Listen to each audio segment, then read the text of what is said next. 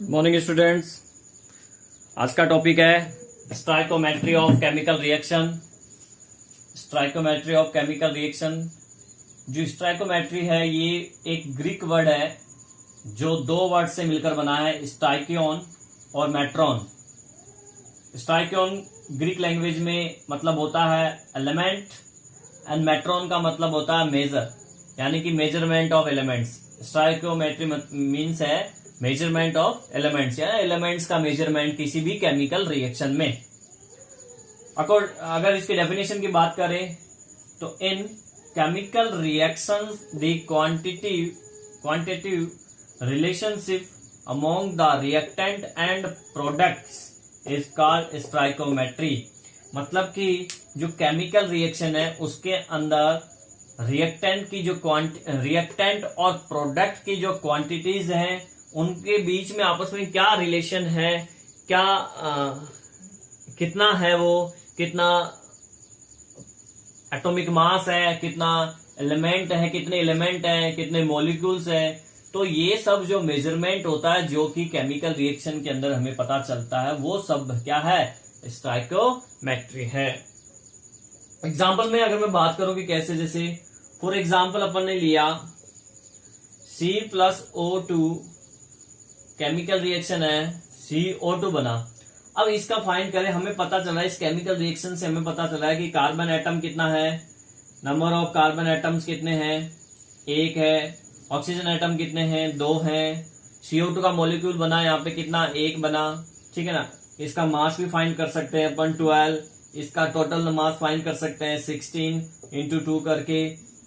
इसका टोटल आ जाएगा 12 plus 16 into 2 तो ऑल 44। यहाँ पे इसका भी टोटल कर लेंगे, दोनों को जोड़ेंगे तो 44 आ जाएगा।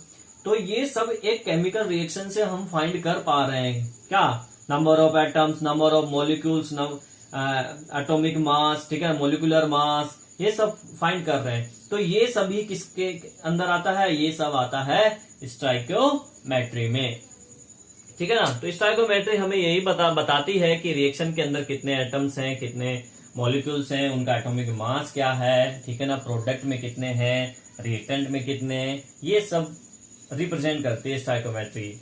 स्टोइकोमेट्री से हम ये इस चीज को फाइंड करना है, स्टोइकोमेट्री कहते हैं, ठीक है।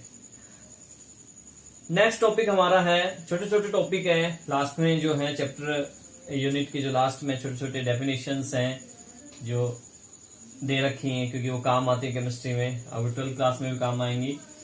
तो ये क्या है, उन्हीं की हम बात कर रहे हैं। ये टॉपिक है मोलरिटी। मोलरिटी क्या होता है, देखिए,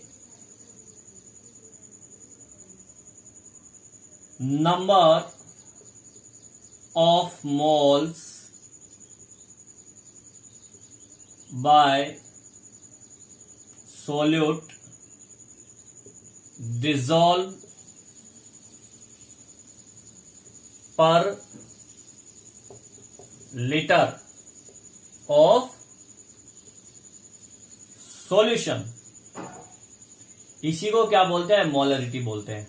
मतलब पर लीटर सॉल्यूशन के अंदर कितने मोल्स डिसॉल्व है। 1 लीटर सॉल्यूशन में सोल्यूट के कितने मोल डिसॉल्व हैं, वो ही उस सॉल्यूशन की क्या होगी, मोलरिटी। इस मोलरिटी को हम कैपिटल M से रिप्रेजेंट करते हैं, कैपिटल M। तो फॉर्मूला हो जाएगा molarity is equal to moles of solute upon volume of solution, किसमें, लीटर, ठीक है। तो ये मोलरिटी हो गई। नेक्स्ट है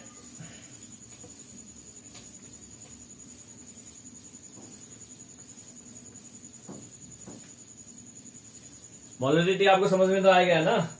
पर लीटर सॉल्यूशन में सोल्यूट के कितने मोल हैं, जितने मोल है वही उस सॉल्यूशन की क्या हो जाती है, मोलरिटी हो जाती है, ठीक है। नेक्स्ट हमारा टॉपिक है मोलरिटी, वो मोलरिटी था, ये मोलरिटी है। इसको स्मॉल एम से शो करते हैं, छोटे एम से, स्मॉल लेटर से। इसकी डेफिनेशन क्या है? इसकी डेफिनेशन है number of moles of solute dissolve, लगभग वैसी डेफिनेशन आएगी, थोड़ा सा फर्क होगा। डिसॉल्व पर, वहां पे क्या था, पर लीटर सॉल्यूशन, यहां पे क्या है, पर 1 kg या पर केजी कर दो, 1 लिखने की जरूरत नहीं है, पर केजी ऑफ द सोलवेंट। ध्यान रहे, वहां पे था पर लीटर सॉल्यूशन और यहां पे पर केजी ऑफ द सोलवेंट है, यानी 1 किलोग्राम सोलवेंट में सोल्यूट के जितने मोल्स हैं वो उस सॉल्यूशन की, उस मिक्सचर की मोलरिटी हो जाएगी। आगे बात समझ रहे हैं? तो फॉर्मूला हो गया small m is equal to moles of solute upon weight of solvent, किसमें, इन केजी में, ठीक है ना। तो पर केजी यानी 1 केजी के अंदर, 1 केजी सॉल्वेंट में जितने सोल्यूट के मोल हैं वो उसकी मोलरिटी होती है। आई बात समझे?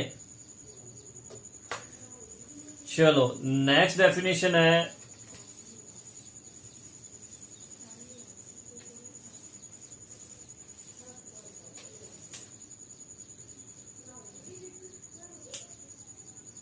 नॉर्मलिटी। नॉर्मलिटी ये क्या है, देखिए इसको इस कैपिटल एन से शो करते हैं। डेफिनेशन क्या है, number of gram equivalent mass, gram equivalent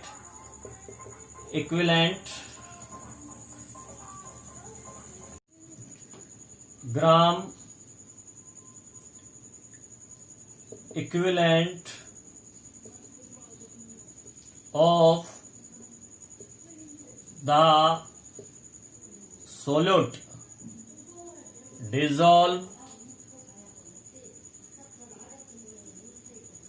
dissolve per liter of solution, यानी पर लीटर सॉल्यूशन में सोल्यूट के gram equivalent, number of gram equivalent, 1 litre solution में सोल्यूट का कितना ग्राम इक्विवेलेंट है वो उसकी नॉर्मलिटी होती है। एन से रिप्रेजेंट करते हैं तो N is equal to number of gram equivalent of solute upon volume of solution in litre. इसका फॉर्मूला हो गया नॉर्मलिटी का। चलो अब हम बात कर रहे हैं इस टॉपिक के लास्ट, इस चैप्टर के लास्ट टॉपिक की।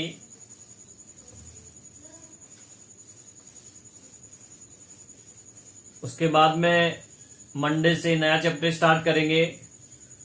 आप इस चैप्टर को रिवाइज कर लेना और संडे टेस्ट की तैयारी करें। संडे टेस्ट में अच्छे नंबर आने चाहिए। लास्ट टॉपिक हमारा है लिमिटिंग रेजेंट। लिमिटिंग यानी कि लिमिट।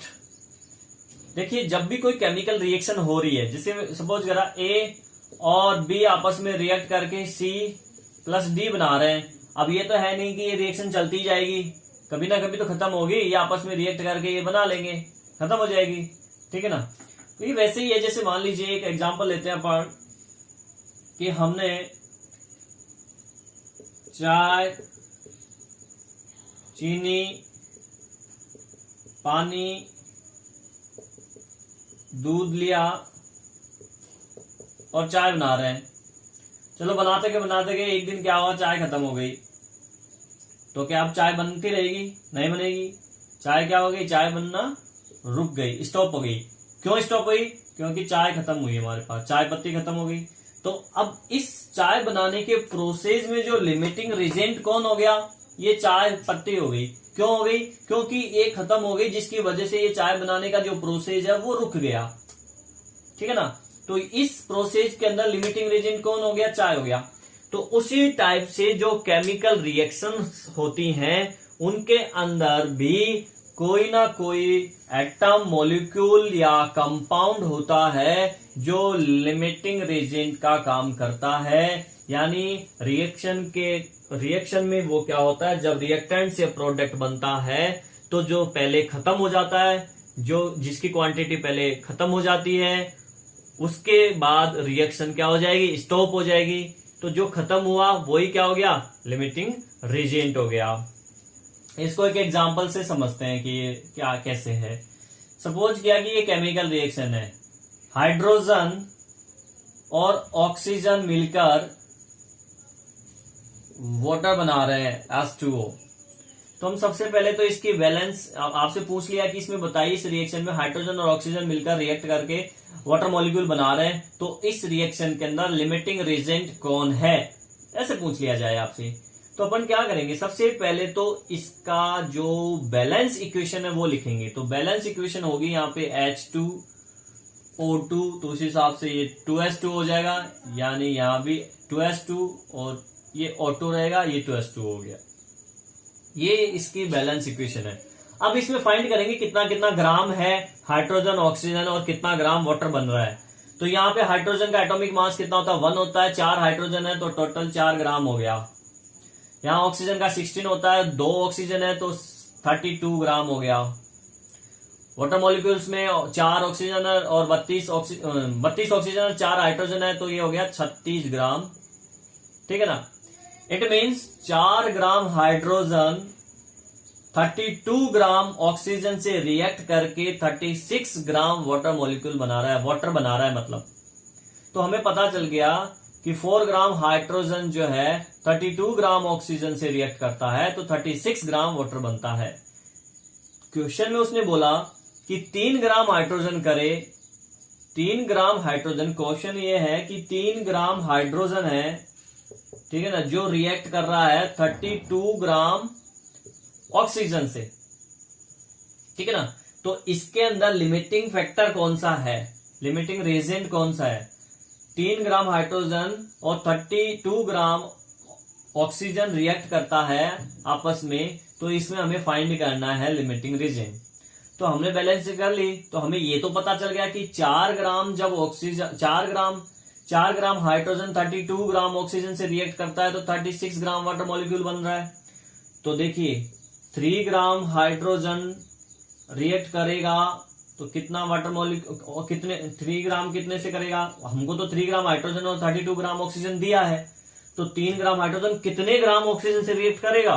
तो 3 ग्राम हाइड्रोजन जो है रिएक्ट करेगा 32/4 into 3, तो आएगा, सोल्व करेंगे तो 24 ग्राम O2 से, ठीक है ना। यानी 3 ग्राम जो हाइड्रोजन अपन को 3 ग्राम हाइड्रोजन जो है वो उसने रिएक्ट करा 24 ग्राम O2 से।